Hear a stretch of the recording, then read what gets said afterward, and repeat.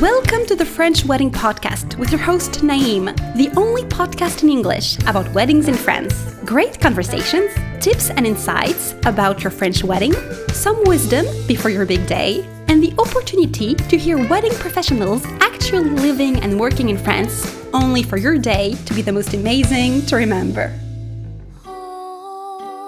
A special bubble of love. This is how Margot described her work and the moments that she is trying to create through her music.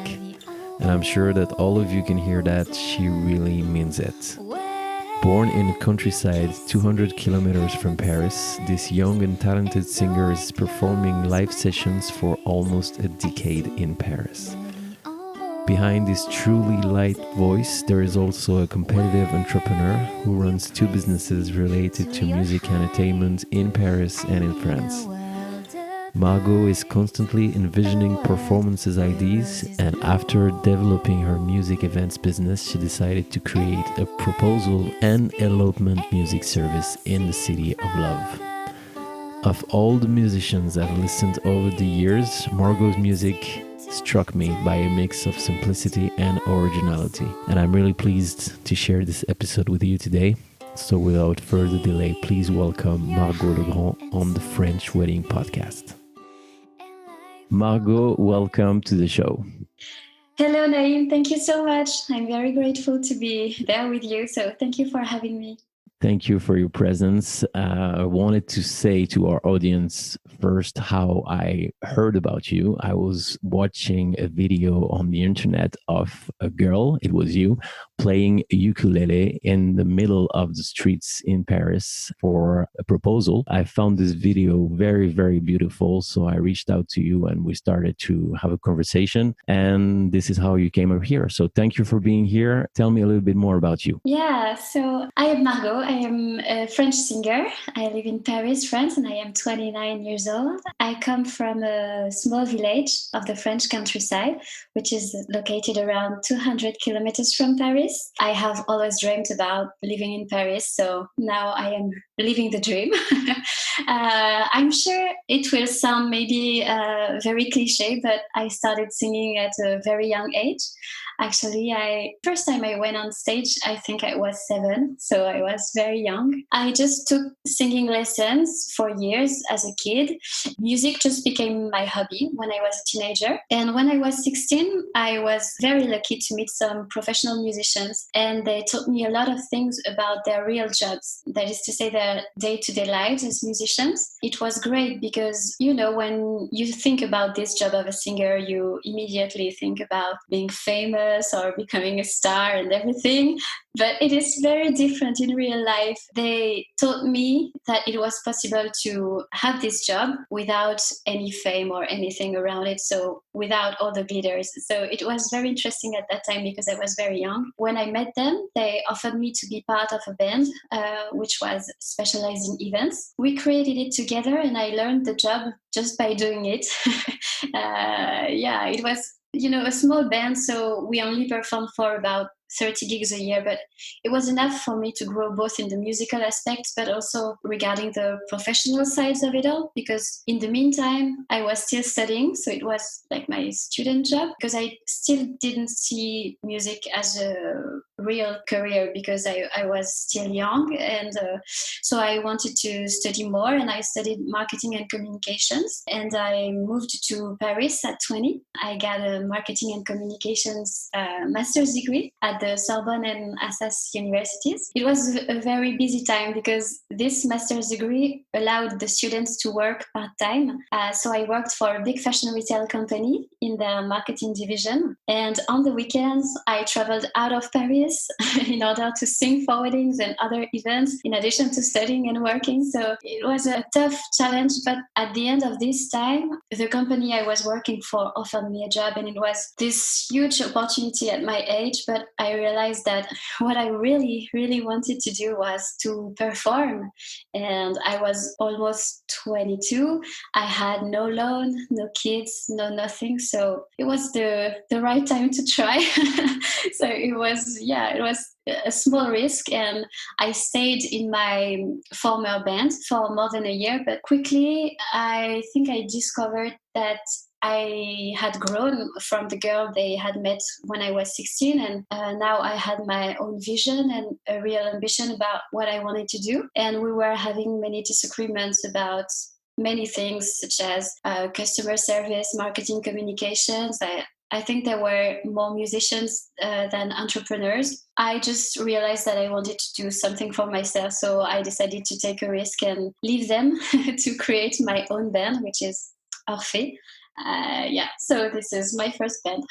So how old were you at this time? I was 23, almost 24, yes. You were already like 5 or 6 years in business. Yeah. I think I stayed with them for around 5 years, yeah. 5 years was of constant practice on the side of your studies, marketing in Sorbonne, if I'm following well. Exactly.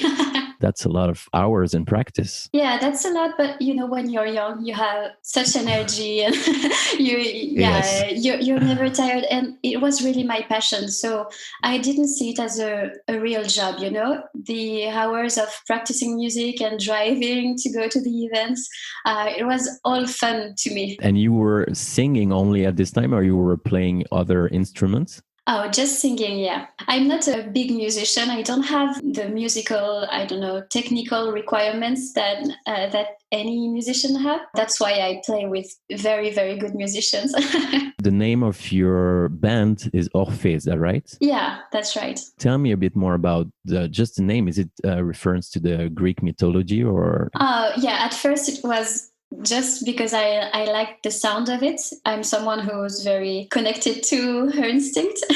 We can say that. So I like the sound of it, and it just appeared. It was just a realization. So you created this band from scratch, from nothing? Yeah. And how many musicians do you have? So we were 2, just a pianist and myself. And now we have 3 teams of musicians. So that are duos with a singer and a pianist, and also a drummer. So we are 7 musicians. And you started it, you decided, you recruited everybody. So how did it start? At first, I met this pianist. I was I don't know, maybe 22. We immediately started off very nicely. It's Paquito, it's my main pianist, we can say. And we're just very complementary, in terms of work. He's an excellent pianist, but he doesn't want to have anything to do with the business side of things. He doesn't necessarily want to have his business. So he's very happy to leave me all this side. And for me, it's perfect because we have a very respectful relationship, and we talk a lot, but he knows that it's my business. So it's a very healthy relationship. And then the first year, we immediately saw that it was successful for weddings, our band. We performed a lot for weddings, but in France, as you know, people get married usually on Saturdays. In the summer, so we cannot do more than we already did. So I had this idea of creating a second band with 2 musicians I knew, so Lucille and Laurent, a singer and a pianist. And so we started with a second team, I think the second or the third year of Orphée. And just a few months ago, since we have more and more weddings inquiries, people are asking us for weddings all the time. So I thought we could maybe create a third team, but it's a lot of work to find the right musicians because you want to find musicians who have musical identities which could just like yours. Fit, just like mine, and also the human side of it, because what's very important to us is our customer service. So I always want people that are on time, very respectful and nice and polite, to find the perfect musicians is not the easiest. So how do you do that? You see them playing, you watch them play first, I guess, or do you listen to what they're doing? How does it work? It really depends, but it's most of the time it's thanks to the network, you know. So I always tell the musicians I know, oh, if you ever hear about someone I could be interested in, please let me know. And I always tell the musicians about the qualities I look for in a singer or a pianist, for example, so that when they meet someone, they can think about me and then call me. So it's, yeah, most of the time it's like that. These teams that you're creating, they're like piano and voice only. Yeah, and also the drummer. We offer two options, duo and trio, and it depends on the planning of the event, you know, if it is intimate or more festive, for example, and of course on the budget. So you created all this from your ideas. Yeah, but you know, I had this previous experience, and it's always easier when you have a previous experience, because you know what you want to do and what you don't want to do, what you want to do the same and what you want to do a little bit different. And I had also this work experience in a real company. So it was it helped me a lot to know what I wanted and what I didn't want. So that's your first business called Orphée. Yeah. But you also have this proposal and elopements in Paris, the one that I discovered you with. Yeah, it's proposal and elopement in Paris. It's like my baby business. This is the cutest for me. I mean, yeah, since I know you, too. I probably told you that 20,000 times, but I don't care. This is the cutest business on earth. Oh, thank you so much. Thank you. Yeah, I love it. I see it as my baby too. I created it 2 years ago. I had these ideas for some years because it combines my love for Paris and also my passion for this kind of unique moments in life. I realized by singing for weddings that music really is essential in life and intensifies everything from the emotional moments to the more festive ones. Music can create kind of a little bubble where you can forget everything that surrounds you. You know, it's like when time stops. I wanted to offer something that could allow people to create this little bubble prior to having maybe one of the most important moments of their lives. So for proposals or elopements or vow renewals in Paris, I think music makes it less cold at the beginning of this moment. Right. So you had this vision of proposal and elopements in Paris with your music on top, which is definitely what exhales from your videos and music. Where did you start? How did you build it? What was the process? At first, I always have the same process. At first, I worked on the repertoire with my ukulele. I just learned how to play some songs, some love songs I thought would be interesting for people. I worked on the website. I took some photos with a professional photographer, and I just launched the website just like that. I recorded like 3 songs, I think, at first, the first year. And I just contacted some photographers, videographers, agencies in Paris to let them know that I was here and available. And the first year, it was really a slow beginning, but it was okay because I had everything to learn. So it was exactly as I planned. I performed for around maybe 10 proposals and elopements, which I got through other vendors who liked my idea. And it allowed me to, after that first year, to start shooting some videos, being more involved in the social media and everything, because I saw that it was working. So I wanted to develop something, but I'm always working like that. At first, I launched something very pretty, of course, but very simple to see if it's working or not. And then I invest more money and more, everything to have things really better.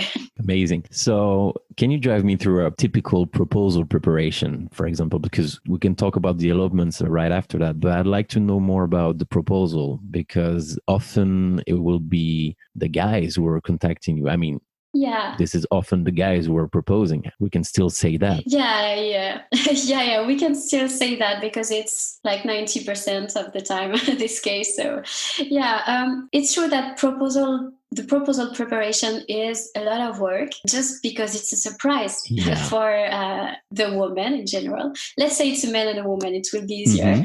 And so it's a surprise. With a proposal, you have a lot of pressure because you cannot fail. Of course, for an elopement, you cannot fail, but you don't have the surprise elements. So if there's something going wrong on site, for example, on D-Day, you can discuss it with them. But for a proposal, you cannot discuss anything. So there's a lot of preparation, and usually the client contacts me a few months or a few weeks before coming to Paris. He just doesn't know the city, He's not familiar with Paris. So having me is, in addition to the music side, of course, having me is reassuring for him, because I help him finding the right location and the right hour, because you always have this dream vision of proposing in front of the Eiffel Tower at 3 in the afternoon, but that's not a good idea. But of course, because when you only have Pinterest, you don't really know what's going on in real life in Paris. So I'm there to help him really in the planning process and just tell him, okay, it will be too crowded at this hour or at this location. So we have to kind of discuss everything and also discuss the songs he wants me to play. So I offer a repertoire, and then he can choose from the repertoire 1 or 2 songs he would like me to play. And after that, there's also the storyline because there are several storylines possible for a proposal.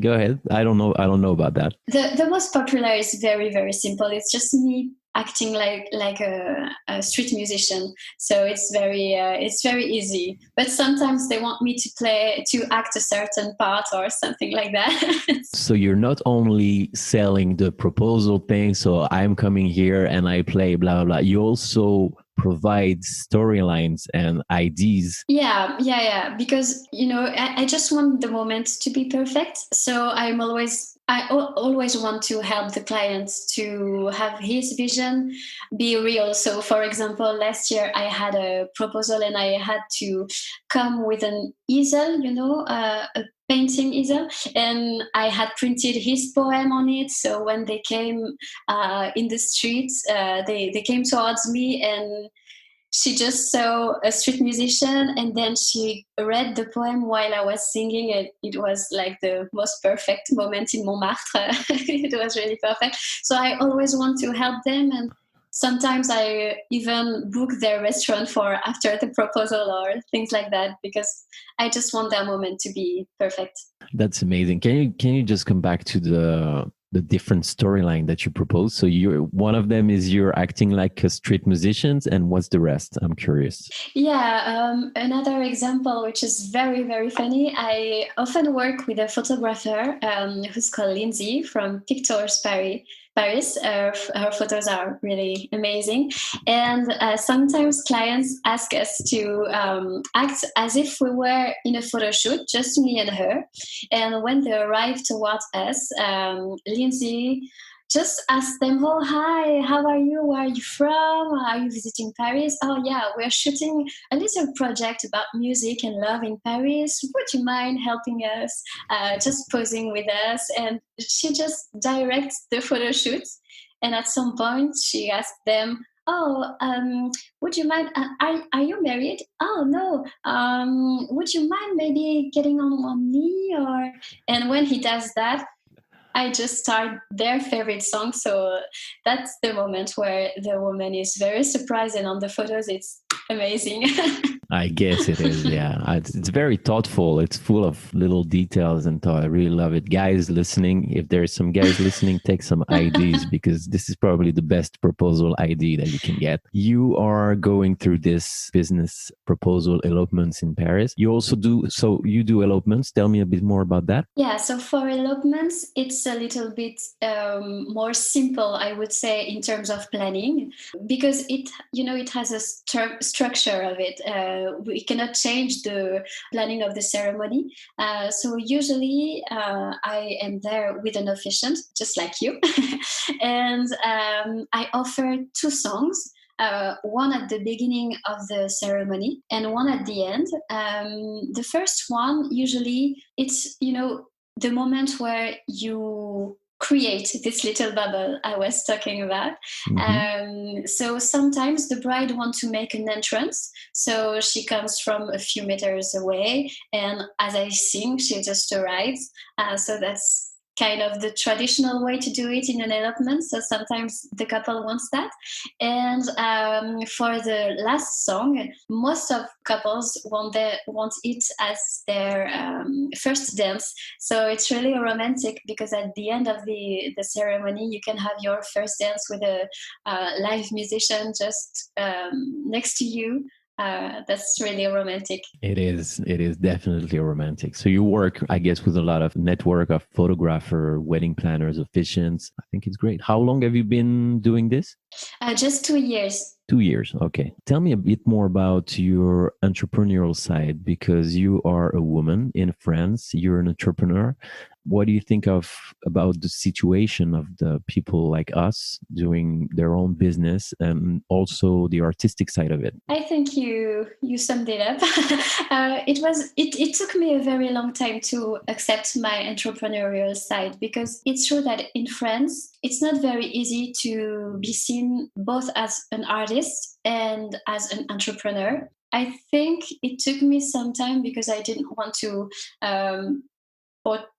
portray myself as an entrepreneur. I didn't see it at first, but it's really obvious because today I am both, because I perform for events, but I also do everything else, the organization, the coordination of the events, the customer service, the management of the teams, communication. Which is a lot of work, right? Yeah, it's a behind the scenes work. The biggest part, I think, of our jobs is behind the scenes. So, but I always have so many ideas about my businesses and about things I would like to do to develop it and to grow. I think I'm an entrepreneur because, like all entrepreneurs, I am always frustrated because I want to do so many things, but I don't have that much time. I know what it is. Sometimes it's like a little lamp. You want to turn it off, but it's hard to do. Yeah, there are so many positive sides of it, but yeah, the negative side is that you're always thinking about things. And you cannot sleep at night sometimes. You just hear a voice. Yeah, you should do that. Yeah, you should do this. You should try this and that, and then the morning comes. Yeah. But being a woman and being an entrepreneur in France is something that I think it's very important for everyone to support. Yeah, I think so too. And I think I see it even more because I am a singer. And when you're a singer, it's like I'm part of two worlds, the entrepreneur world and the music world. And in the music world, singers are not, they are not really the most popular ones in the musician industry. So there is a lot of sexist cliches and everything. So yeah, I think it really helped me to be stronger now, even if when I was young and I was working with older musicians too. So it was not easy, but now I am stronger thanks to it, because of it. I don't know. But yeah, in France, it's really not easy. Yeah. Sometimes these kind of things are not easy, but it's important for people like you to keep going and show the world and the other woman that it's possible to still succeed and do it, whatever people can say. So I'd like to come back to one thing before we wrap up. You have a website called orphéeevents.com. Yeah. I will put it in the show notes. I will also put in the show note the proposal and elopementinparis.com, where you can see my favorite one with the ukulele and the proposal in front of the Eiffel Tower. So you know where my heart is going. Do you have something to say to the audience today? Something that you want to offer? Yeah, so maybe I was thinking that, for a performance, whether it is for Orphée or Proposal and Elopement in Paris, I always submit my repertoire to my clients for a wedding or a proposal. And so maybe if you are listening to this podcast, I could offer an additional song of your choice, if it's possible, of course, if I can play it and sing it. If the listeners want to have this special song, it will be my pleasure, and I would be very, very happy to have them. Perfect, Margot. So, guys, if you're listening, boys and girls, if you want to hire Margot for your proposal or your elopements or her band, orphéeevents.com, you just have to mention the French Wedding Podcast, and then you will get one extra song for your proposal and elopements. Margot, do you have anything to say? Any final words before we go? Just thank you. Thank you so much for having me. And to the listeners, please hire professional musicians, live musicians. It will change everything about your events. I definitely agree with that 100%. We're going to wrap up. Thank you so much, Margot, again for your time, and I will see you shortly. Thank you. Hey guys, thanks again for listening to the show today. You can find more information on our guests in the show notes, as well as my contact and my website. If you have any questions regarding your French wedding, I'm happy to help. Also, please do not hesitate to leave a review for the show. There's also a link for that. That will literally take 1 minute of your precious time and will mean the world to me. I always appreciate your support. Thank you again very much for your time and feedback. Wishing you a great day or a great night anywhere you are in the world. I send you some good vibrations and we'll talk to you again soon for a new episode. Bye bye.